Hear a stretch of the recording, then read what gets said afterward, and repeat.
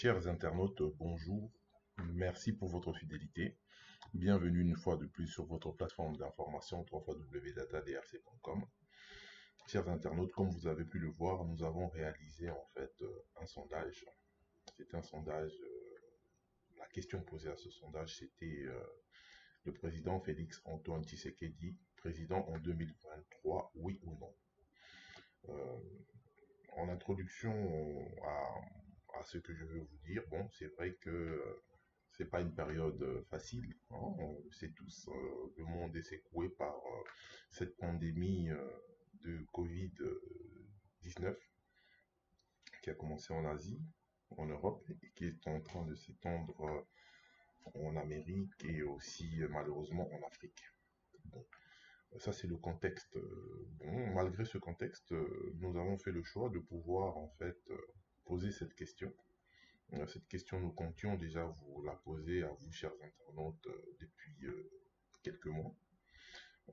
C'est vrai que beaucoup d'internautes n'ont pas compris notre démarche, ils ont quasi été contre. Tout comme il y a d'autres internautes qui ont été, qui ont joué le jeu, qui ont voté oui ou non.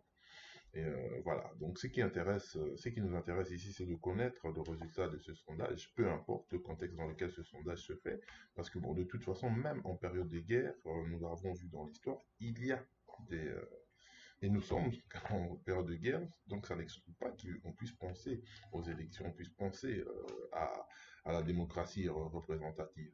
Donc le résultat de ce sondage, c'est quoi? C'est que le président Félix Antoine Tshisekedi probablement va être réélu à 60%, entre 60% et 65% des voix contre 40 à 35 quelque chose. Voilà. Donc les Congolais aujourd'hui accordent, hein, continuent toujours à accorder leur confiance au président Félix Antoine Tshisekedi contre 35%.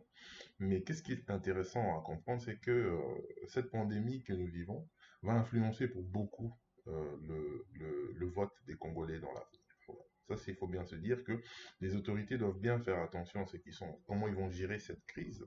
Pourquoi? Parce que justement, il va y avoir un vote qui va soit être bien ou des votes sanctions. Voilà. Des personnes qui vont vouloir sanctionner les autorités si ces personnes estiment qu'il y a une mauvaise gestion de la crise. Donc d'où l'intérêt de bien gérer cette crise et de pouvoir garder cette confiance. Voilà. Donc un autre aspect qui ressort de ce sondage et qui ressort, c'est qu'aujourd'hui, en République démocratique du Congo, le président Félix-Antoine Tshisekedi n'a pas d'adversaire, hein, n'a vraiment pas d'adversaire. Ce n'est pas Martin Fayoulou, Jean-Pierre Mbemba ou alors Moïse Katumbi. Ce sont des acteurs politiques, mais aujourd'hui, ils ne pèsent pas lourd dans la balance au point de venir, en fait, en 2023, si tout se passe bien, s'il n'y a pas encore un autre cataclysme mondial, changer la donne.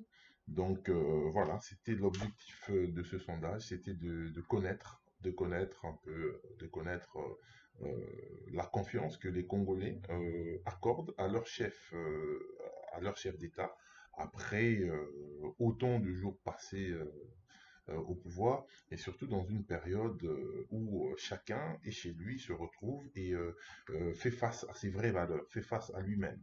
Voilà. Donc c'était très important pour nous d'avoir une opinion brute des Congolais pendant cette période. Je ne vous quitterai pas. Donc je vais clore ce document en l'honneur avec une pensée pour la famille de toutes les personnes qui ont été impactées par cette crise. Ce n'est pas évident, ça ne sera pas évident dans les jours et dans les semaines qui vont suivre, mais nous tous, tous les Congolais, enfin toute la planète, hein, je veux dire tous les êtres humains, doivent continuer à s'aider, à, à penser au bien des autres et à être très solidaires surtout.